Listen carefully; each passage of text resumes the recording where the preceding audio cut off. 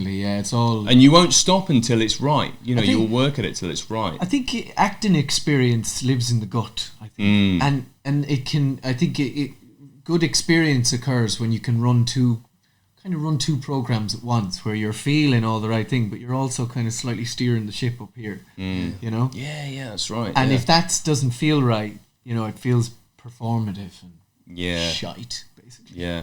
But some actors will do, I think, will ignore that and think, oh, well, I won't say anything, I'll just let it go. Whereas that's why I see the perfectionist side, because you'll speak up and go, no, it's not right. It has to be right. Yeah.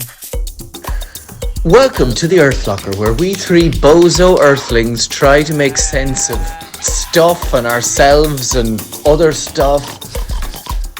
It's exhausting.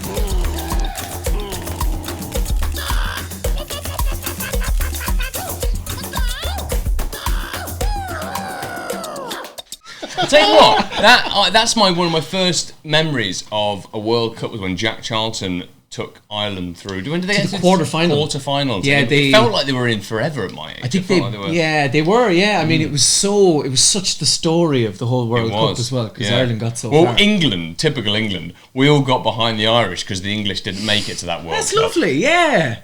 You know, it's about time we Tom, took the reins. I'm just realizing Rob is correct. We don't actually need headphones. We are actually sitting next to each other. Yeah. There you go. God damn it. We trust that the audio is being messing up picked my up. nine quaff here. Although I will say, if anyone has headphones and a microphone, it's just to look like we look like the part. If you get one of them and whack it next to the microphone, it's orgasmic in the ears. The audio version. It's so much better with the mic with the earphones. I want you to whack next to the microphone. Whack them on full. That doesn't sound like anything. His face.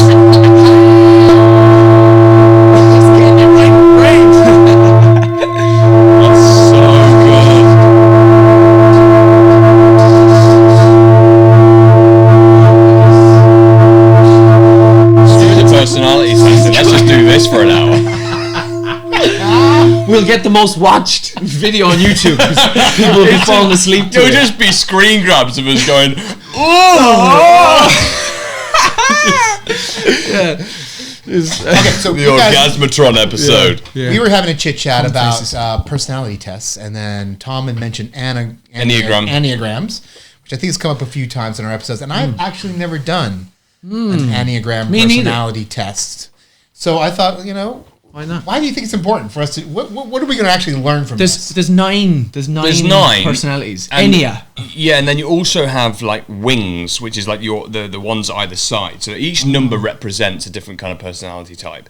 But you'll be influenced by like your wings, and also there's like these lines that run across. So ultimately, you end up kind of becoming about 5 of them. But you're mainly one, and then you're influenced in certain ways. Like you lean in certain situations, you might lean towards one other number. Do you think a lot of people come away thinking, "Oh God, it's true"? So what was I am a schizo. Oh my God. I am multiple.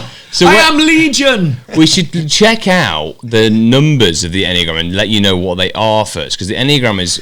Well, go ahead. I had it up here on truity.com/test. Free plug for you. Thank you for letting us use your test. Thank you very much. It's a free test. It's a free test. Can't find this page. Oh. You amateurs! Enneagram personality test. Enneagram. There it is. There it is. Yeah. Is that the Enneagram one? Yeah. Mm-hmm. There's a free personality test. That's a different Enneagram. That's an Enneagram. It's not the right one. Go back one. Oh, fuck, yeah. There you go. Yeah. Enneagram types. Let's do that. Why is it doing that? Okay. Type 1. Okay, so number... I think those are the different personality types that you can eventually... So should we explain what they are? Oh, yeah, good point. So there's 9 personality types of the Enneagram. The perfectionist. So yes, the perfectionist. That's you, Tom. It's not me actually. I am a perfectionist. So I'm. They're serious and straightforward during conversations. Yep. They're attuned to practicality and frugality. Yep, that's you. Yeah. Actually, maybe change personality. Hardworking and diligent as employees. Definitely not Tom. I'm so lazy. No, you are because this guy's like, he's up and like sipping his bone broth by 5:30, and the rest of us have congealed in a chair. I'm fasting, actually. Yeah. High internal standards, right? This might be mine. Right? Rigidity in plans and decisions, and that's not you. Intense ability to concentrate, yeah, you've got kids and shit. Natural talent for teaching and instructing. If this isn't you, this is definitely one of your bingo wings. It might well be. Yeah, I think, because, there we go. Okay, so number 2. And then 2 is the giver. The giver. Ladies, this might be me. Warm smiling eyes. Come on, I've got warm eyes. Could be a giver. Approachable, radiates syphilis. Kindness. So it's similar. Vocal volunteer or activist? I mean, I'm sorry, vocal volunteer. I don't know about the activism part. Excellent team player. You're going to chime in whether you want you to or not. Is that what that means? Yeah, okay. I think so. Excellent team player. Caring and gentle. A bit rough around the edges at times, to be honest with you.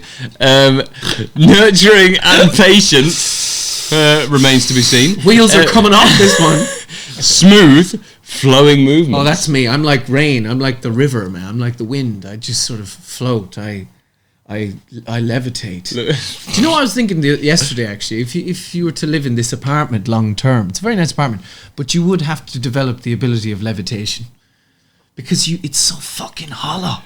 Then you should watch one of those old David Blaine videos. It shows you how to do that. Really? Yeah. He lifts the veil on it. Well, kind of. He's like a really cheap trick where if you stand at a certain angle. Oh yeah. You stand 1 foot on the tiptoe. That little Nosferatu trick that we all did in the schoolyard. I saw someone do that to someone recently, and they were like, "How did you?" And then I was like, "What?" Like that got outed years ago. Exactly. Like when I was duped as a kid to this. My brother did this to me. He was like,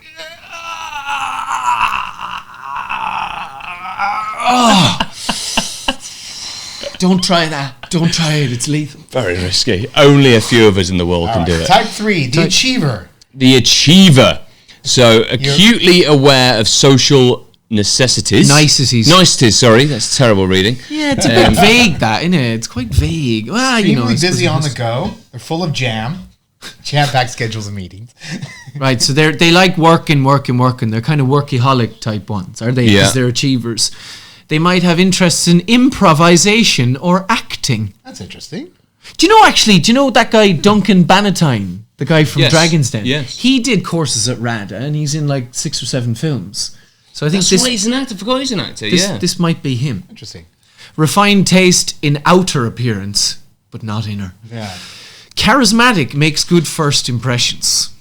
Again, I kind of discount that last one because it's so incredibly subjective and so this is the thing so this is the other thing is that there's certain factors of what you'll majoritarily go into that you won't actually necessarily fill all of them. So number type 4 is the individualist. Mm-hmm. Oscar Wilde. Distinctive inner and outer presentation. Beautiful. Prominent artistic outlets. What does that mean? What does prominent artistic outlets? Like they would be, like it'd be a huge part of their life to be like either an artist or like an actor or something like. So far, I want this one to be me. Yeah. Quirky and endearing. Melancholic expression. About 90% of the time. Yeah, especially at work. Yeah. Because it's morning time. It's morning. Strong sense of identity. Well, yeah. I suppose. Yeah, this is all Oscar. May feel a sense of emptiness. Oh, especially when he went to jail, poor old Oscar. Oh, poor old fella. Passionate about self-expression. Do you know Oscar had a very, very interesting theory about the real, right? He said if you saw a drama about the kitchen sink or some painting about someone staring out the window at home, it's like, bullshit, that's not real. Real is something to aspire to. Yeah. Individualism was the aspiration to the real. And he said that artists who tried to elevate everyday humdrum bullshit was doing the definition of real a disservice. Do you know what I'm saying? That's really interesting. Yeah. He was romantic. He wanted us to constantly... I suppose in one way it's beautiful, isn't it? But I suppose in the other way it's an ideal that you're sort of never quite there. You know, you're always... But I suppose it's it's encouraging of spirit and you know, it'll drive you forward. Yeah, that's all about the journey again, isn't it? It's like the enjoyment of the journey, of that, like aspiring to get to the destination, but enjoying the process to get there.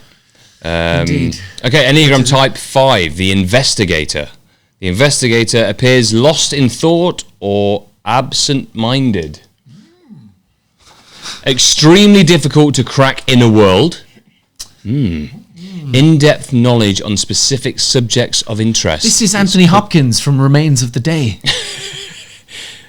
Gives insightful, well-thought-out responses. Absolutely, sir. It will be done immediately. It will be done. Thinks extensively before speaking. Who does that? No, it's definitely not me, this one. Has clear boundaries between family, friends, and work. That's a pervert or a serial killer, yeah. Withdrawn and extremely independent. Do you know, I was listening to an interesting thing recently. He was talking about the Black Plague and, you know, the 1300s in London. And if you were walking around alone, it was held in deep suspicion if you were spending time alone. That you would have had the Black Plague? Or? No, just that you were up to some dastardly deeds. You know, you just didn't go around on your own. It just wasn't done. Weird. Yeah. You were just always with each other. So if you were a certain personality type that wanted to be alone. Yeah. Which actually raises the question, you know. Exactly. And this is ancient Greek. Yeah. So these personality types were clearly around. You know, they didn't. Yeah, I'm trying to remember who actually came up with it. Okay, number 6, the Loyalist. Yeah. And the Loyalist. The Loyalist. Strong identification with a social group. Right. Football fans. Right. We at the Orange Order have the right to march. Ooh. And do the clacky Morris dancing sticky thing as well, even though it looks a little bit silly in the 21st century. What? You can do that. Good at managing finances. Organised and well liked. Excellent team player.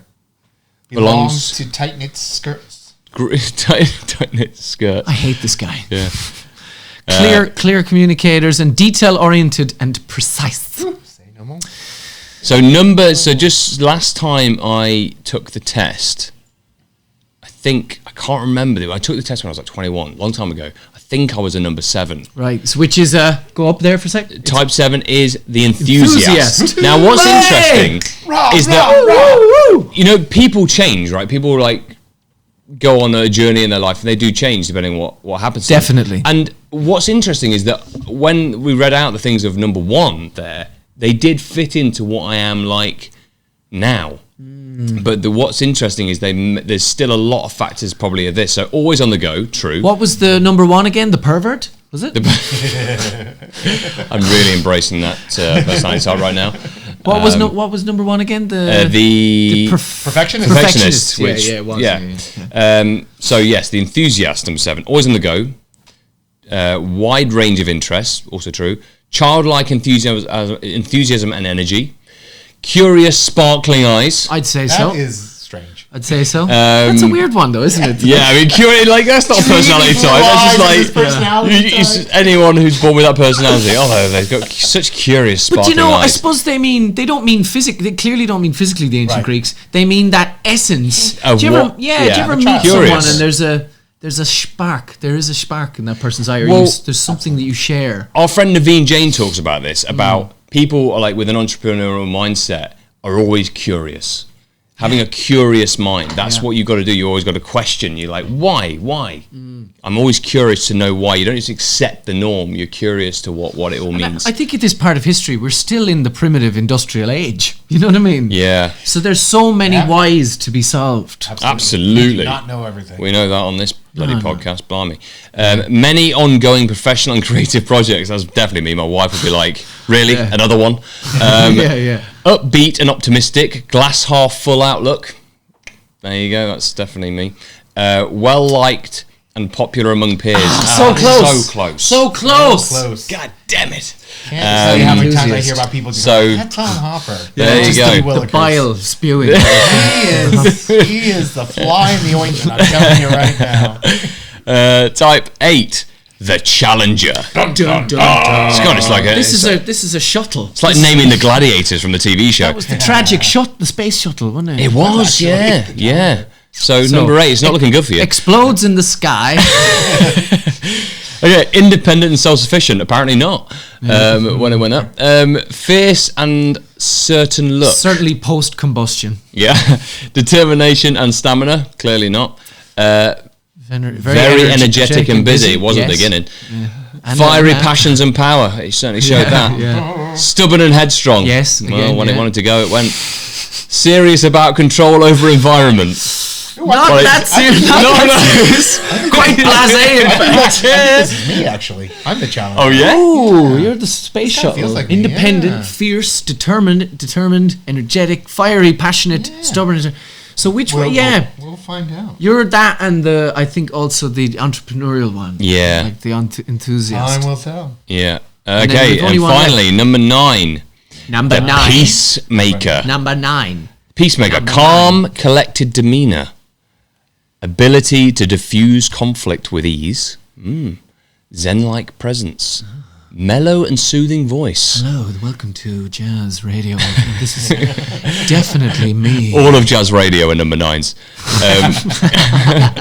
Wide circle of acquaintances. Yeah. Generally liked by most people. It said that a lot, though. It has said that one a lot in a lot of the different ones. Fluid, slow movements and gestures. You know, this is interesting because Zen-like presence has popped out of me, and I'm trying to, do the meditations to kind of carry around a Jesus-like authority. No, I'm only joking. Yeah. But to have, I think that builds a presence, though. Yeah. Yeah, absolutely. But I'm not doing it for that. I think that sort of renders it a bit futile. But I think that's a byproduct, certainly. Okay, so what we're going to do? We're all going to take this test and see what comes up. Yeah. Let's give it a bash. Do you? Darn. Yeah. Okay. Right. Piss off. Like and subscribe, and then we'll be back in 2 seconds. Okay. There's rarely a good reason for changing. No, there's never a good reason. I like to be around people who can help. Completely accurate if you are a sheep. I think we should end the podcast now. Yes, accurate. I like to be around people who...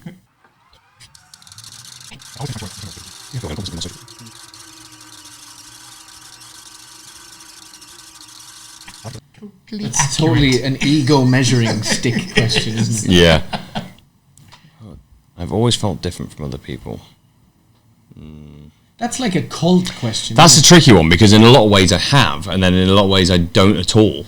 Yeah, it's all about what you bring to it.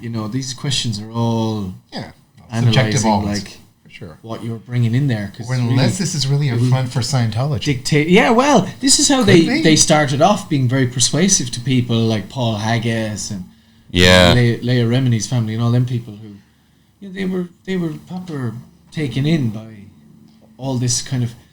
And I'm not picking a fight with Scientology. Stuff. Let me just tell you that right now. I don't need to go down that road. I am good. Oh, do you know what? I went down with my comedian mate and we took a picture outside the big blue evil looking headquarters in Hollywood.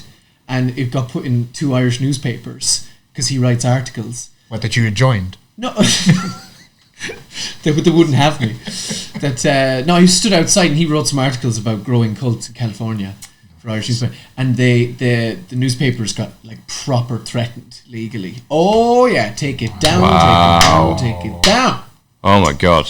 There you go. Say no more. So that we're not picking fun at Scientology. Say nothing. You do you. You do us. Whatever you say nothing. When you talk about you know what, for you know who should hear you. You know what you'll get. They'll take you off to you know where, for you wouldn't know how long. And it's to hear me singing this song. Anyway. That was brilliantly Irish. People should follow the rules instead of doing what they feel like doing. No. Yeah, that one's a bit cheapy.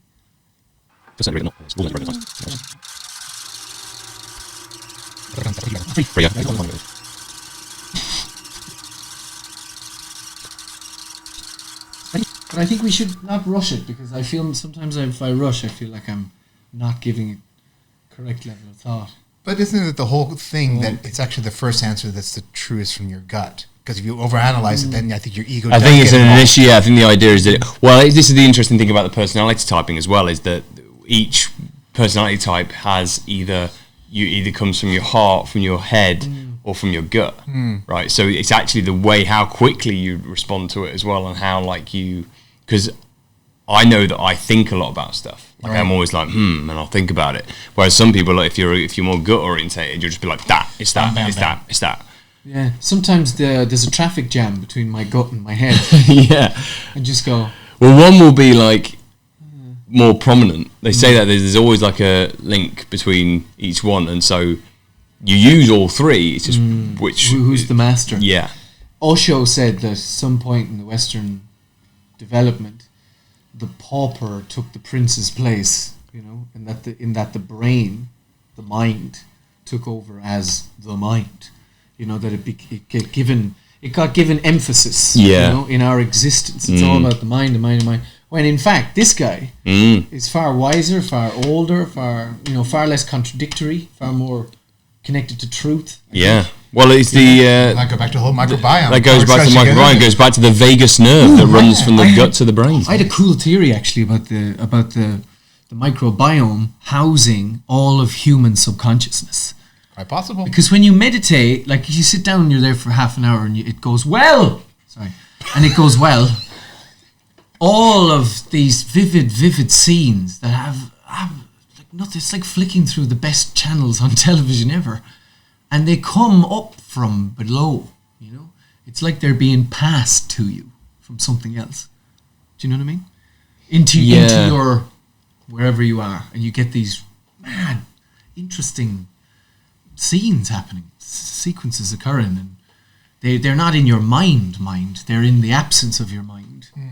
And so they come out of the depth very powerfully. Yeah. And I think they might be to do with the bacteria that have been in the soil since the start of life on the planet. They know more than us. They're wiser than us. Well, isn't that the whole thing we talk about with on a microbial and a gene level and a cell level? Why does a cell know what it needs to be? How do we have memories? Yeah. And then I was watching one of those little things on geniuses. Like, why does this person, an idiot savant, how do they have all this talent at such a young age, and where do they get this knowledge from? This intuition. There's something going on there. They're connected and tapped into something very different. Yeah, and where could it be?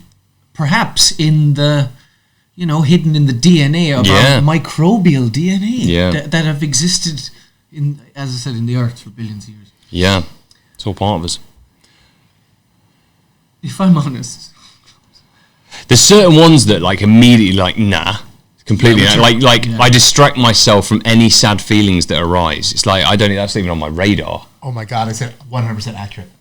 Really? Yeah, for me. So it's like I just don't even. I do. I distract myself from any. Oh, hang on! I distract myself from any. Have I read that wrong? I distract myself from any sad feelings that arrive. No, that's absolutely not true. I don't protect myself in any way. It's true. You're not really addicted to anything. No, so, He has no sad feelings. He has no vices. I only have sad feelings. I killed a sad me many years ago. That's whiskey pickleback chasers. I actually had a girlfriend, an ex-girlfriend, way back, and I realised when we did the personality testing that what number she came up as and what number I came up as, I realised in that moment, oh my god, we're the complete opposite. That's why you're together, probably. I was like, now you got kids. No, what are we talking? Then we got married and had 2 kids. Hey! Really? No, I'm Have joking. you done this with Laura? No, I haven't, although I think it'd be great for her to do. It's going to be a couple challenge from the Earth Locker. Yeah. But to be honest, it makes more sense that opposite characters would attract to each other because they make a stronger team. Yeah. Well, me and Laura there's absolutely parts of our personalities that are completely different. But what it is, what's interesting is our relationship is one thing, but as a team, the sort of the cornerstone of our family, it creates the perfect team because there's certain things that she does and she brings to the table that I'm just not capable of doing. Yeah. And likewise the other way around, vice versa. So yeah, I think it's good to have brains that do different stuff. Absolutely, yeah.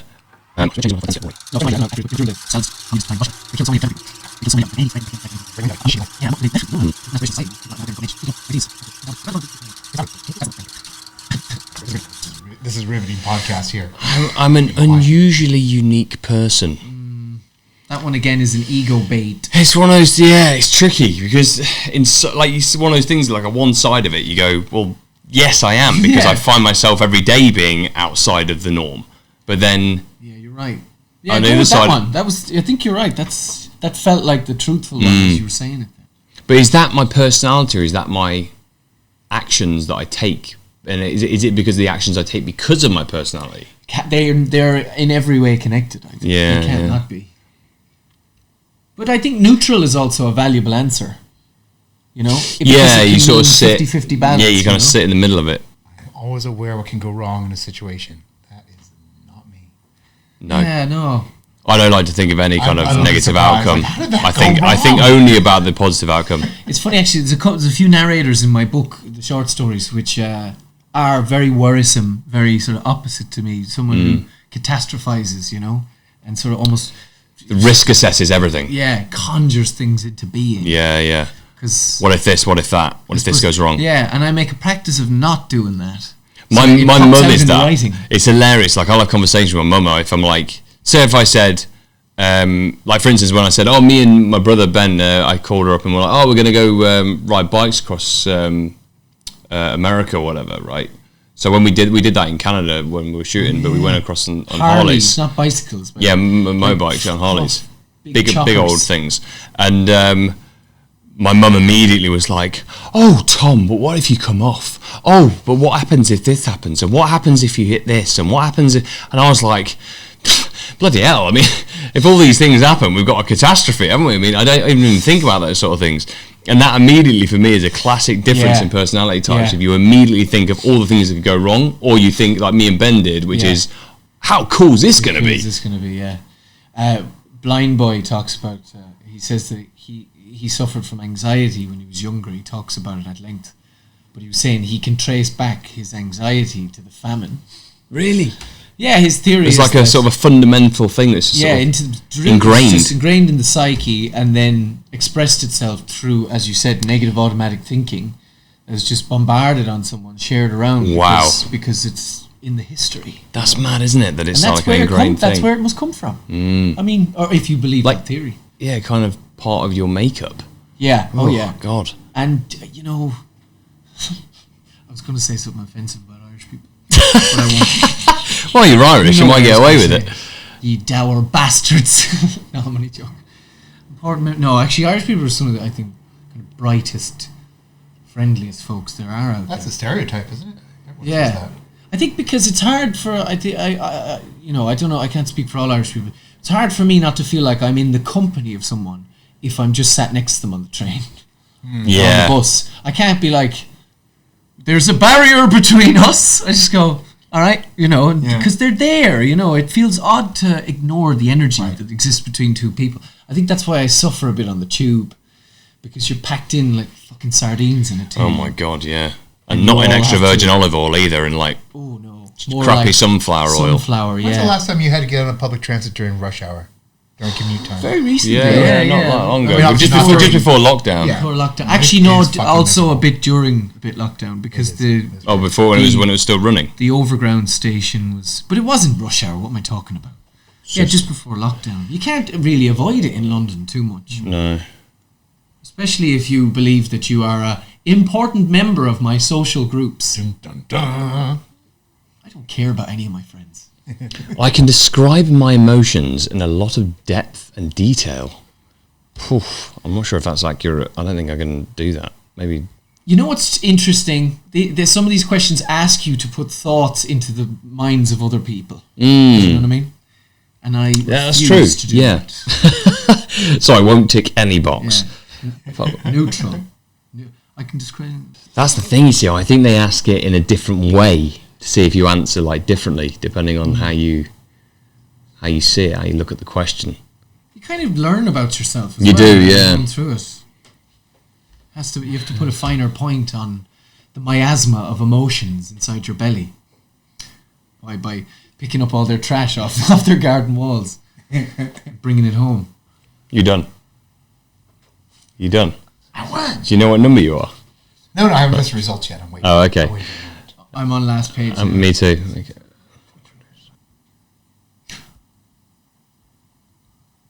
press results yet, or did you? No. You did. To be honest, I'll tell you.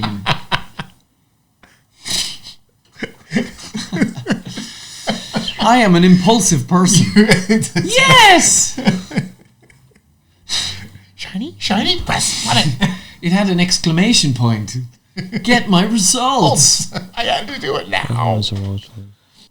This is actually an interesting definition to read out while we're finishing. The Enneagram's personality system, it aims to reveal how emotions can drive our lives and how we engage with other people in an effort to get what we want and need. And then it defines 9 personality types, right? Which we've already done. It reveals what motivates you on a very, very deep level, illuminates the path that you must take to achieve a higher level of self-actualization. I don't agree with that last. All right, ready? Get results. All right, we're all going to press guess results. 3. Yeah. Rob's already pressed his, but me and Tom. We're going to pretend like he hasn't. We're going to pretend like he hasn't. Ready? Mine's all over the place. Please wait. Sorry. So again, I'm very strong in 7 and 1. Me too. Oh no, it's just 7. I've also got quite a substantial amount of. So tell everyone what 7 is. Okay, your type in depth. Your primary type is 1. In this section, we'll dive deep into the 1 profile. Is the perfectionist. So 1 is the perfectionist. In a nutshell, you have to. I guess you have to.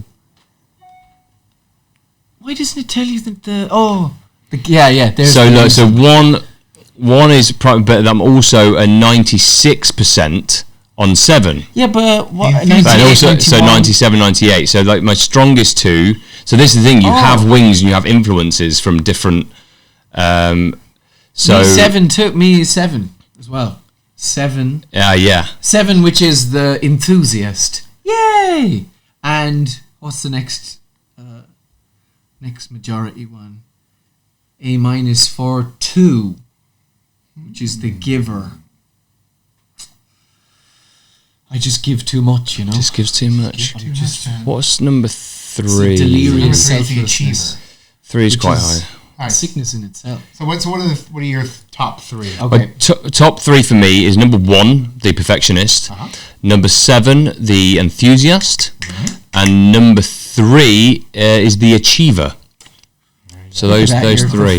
You're the full package, baby. Your tits, teeth, and ass. I'm number 1, the challenger.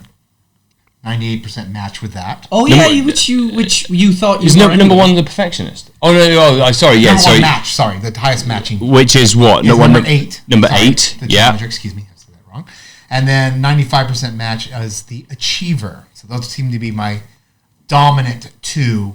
And then I'm kind of equal on the giver and the investigator and the enthusiast. Oh, you slut!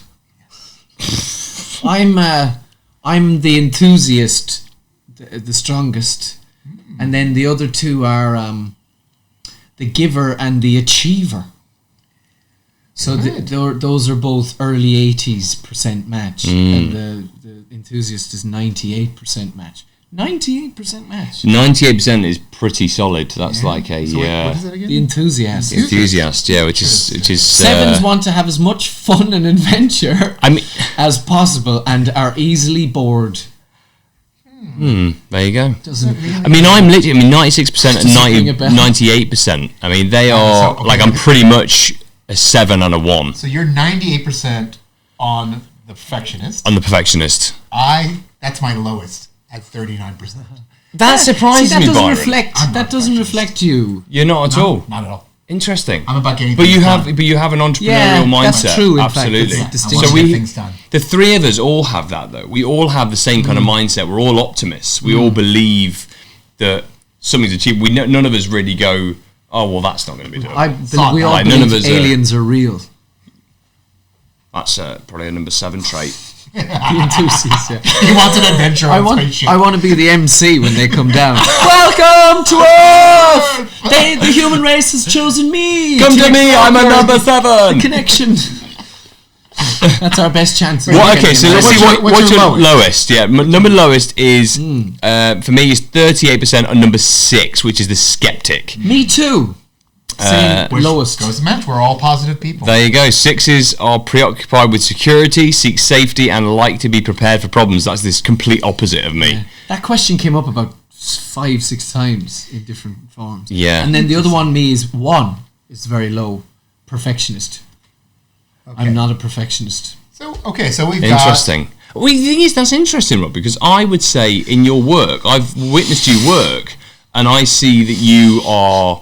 It's very generous, Tom. No, but you are. He's dogged in, like, when it comes to his work, and I've seen him on set, he will drill something, and he's like, no, it's not what it needs to be. It's always... And I've watched that frustration in your head. It's a gut feeling, definitely, it's all... And you won't stop until it's right. You know, you'll work at it till it's right. I think acting experience lives in the gut, I think. And it can... I think good experience occurs when you can run two programs at once, where you're feeling all the right thing, but you're also kind of slightly steering the ship up here, you know? Yeah, that's right. And if that doesn't feel right, you know, it feels performative and shite, basically. Yeah.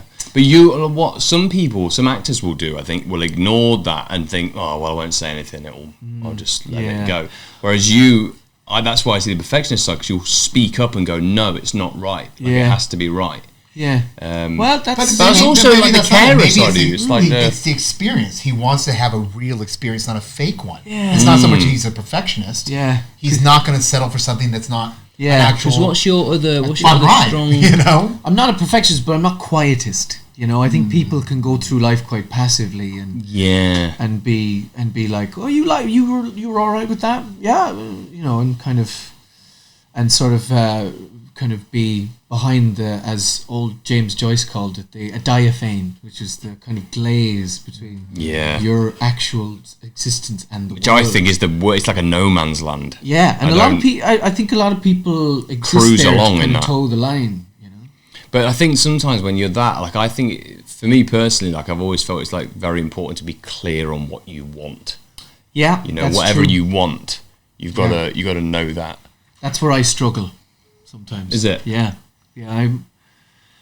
I think sometimes I make aspects of my life more complicated than they had to be because I just was being flaky about what I actually wanted.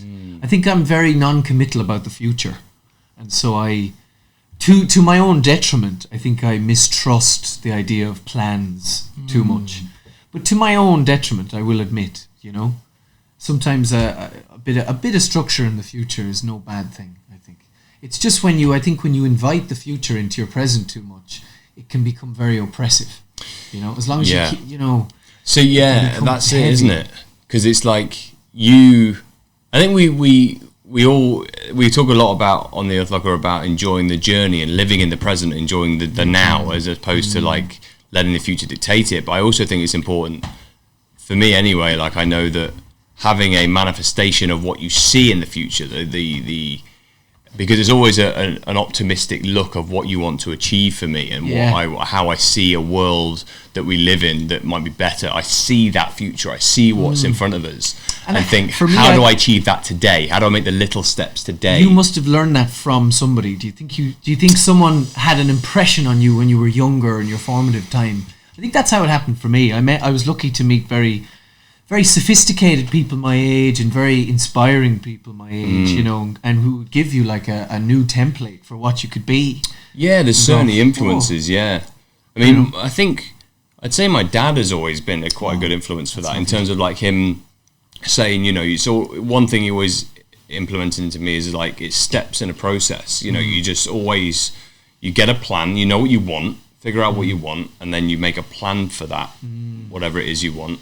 And you take action on it. Yeah, it's classic sort of Tony Robbins stuff. You know? It's like it's all, you know, it's things that you. Arnie Schwarzenegger talks about that a lot. He just always starts off anything he's talking about with, "I had this clear vision," and then it was just the rest was just kind of. He's a huge inspiration for me. So you had sophisticated people you met early on to inspire you. You had the discipline, the planning of your father.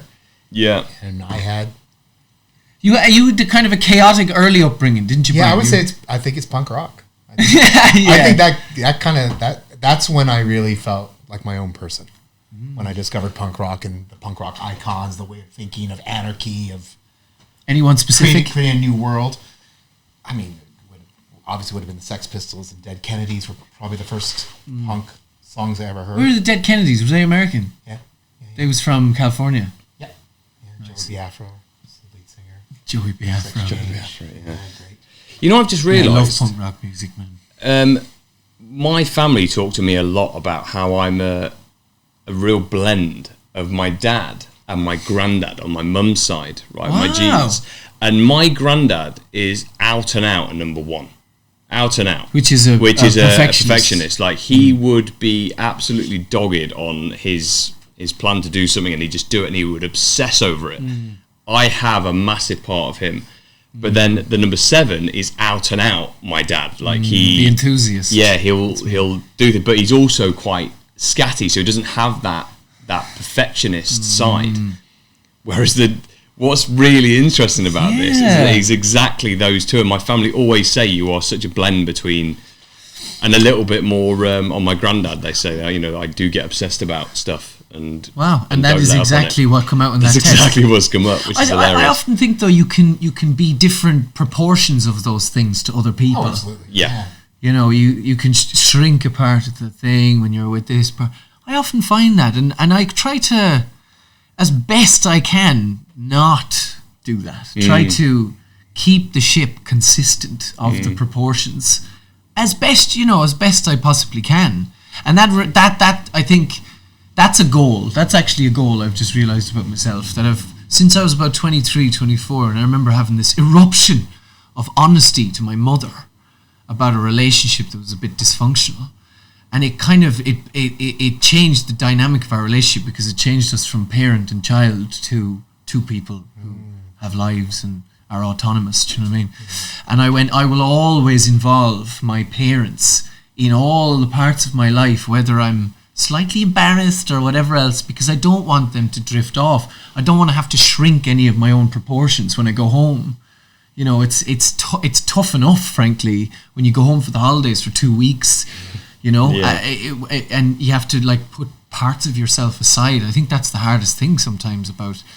I mean, I really respect people that can do that. That can go home and they can wear the turtleneck and the tie and be really respectful. Yes, Father. Yes, of course. And they leave and they do something else. But I think you're quite right. I mean, why these people raised you? Why do you have to act differently around them? It's almost like they want you to be you, I think. They're yearning to see the real version of their children. I guess not everyone has it. Some parents might really dislike their children. Or expect. Or for whatever reason are very judgmental. Yeah. I think. Interesting. Oh, really?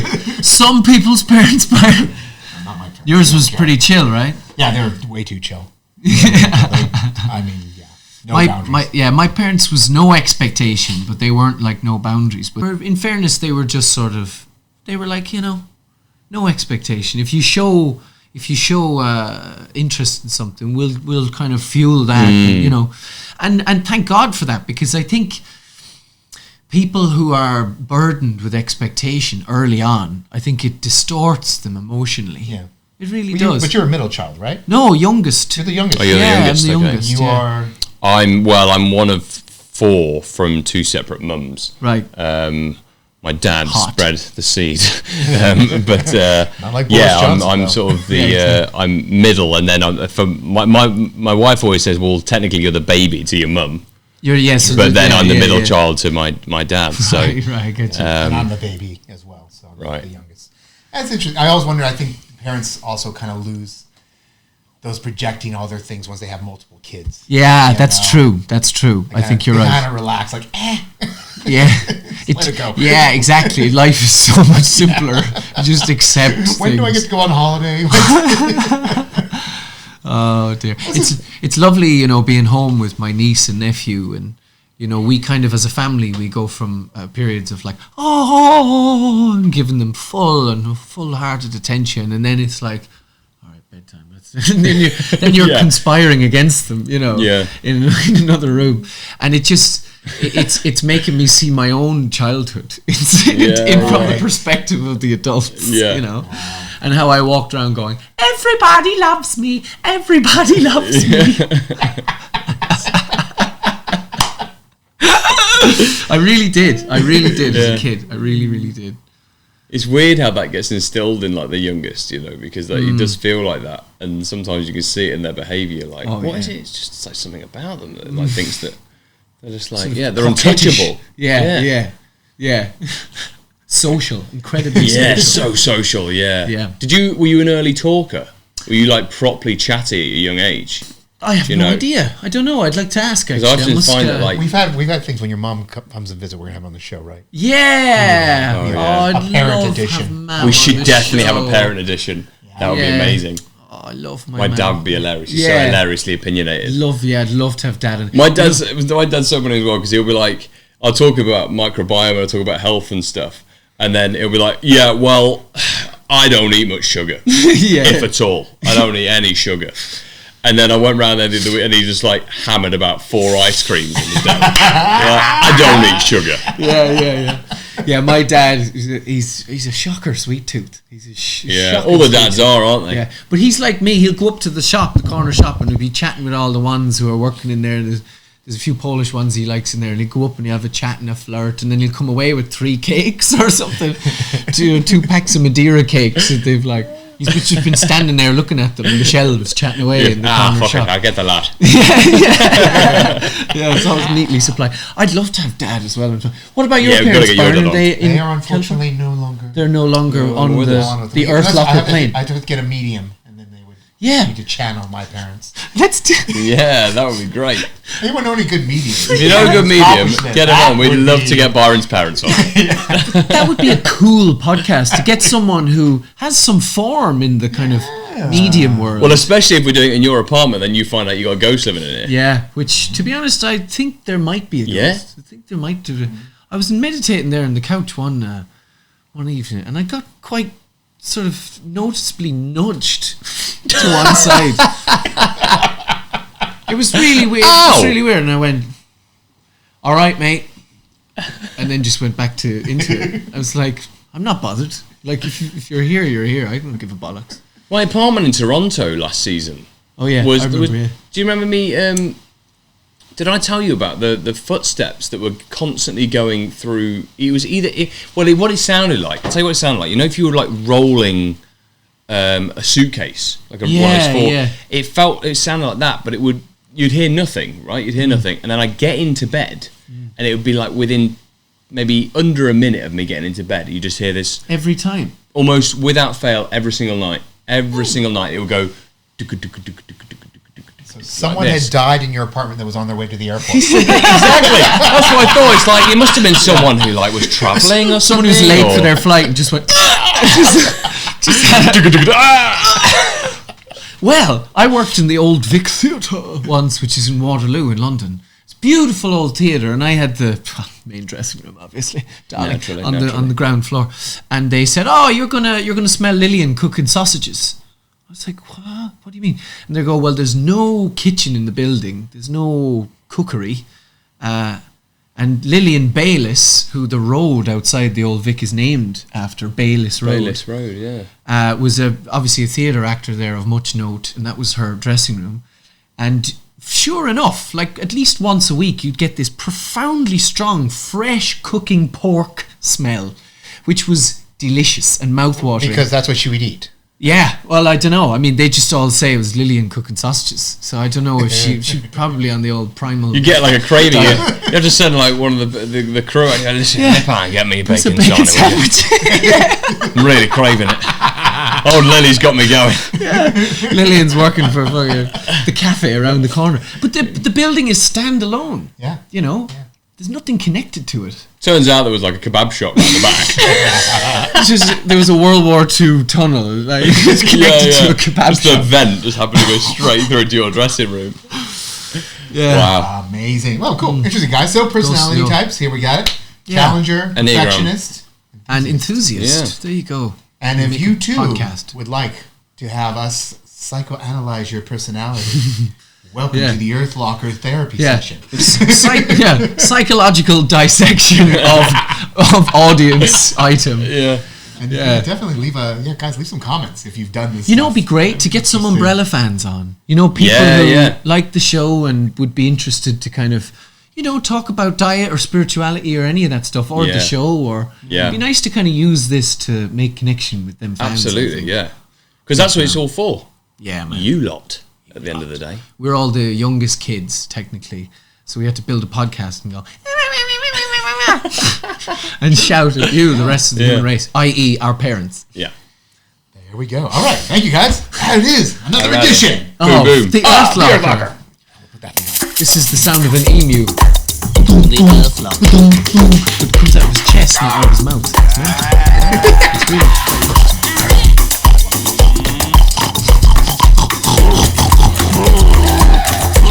I'm trying to think of any other... It's like a krypton factor, like, it's like crystal maze. What about a lyre bird? They just repeat everything you say. So I know. What about a liar? They just repeat everything you say? Yeah, well, they can repeat. They can repeat. He's such a liar bird. Yeah. Thanks, guys.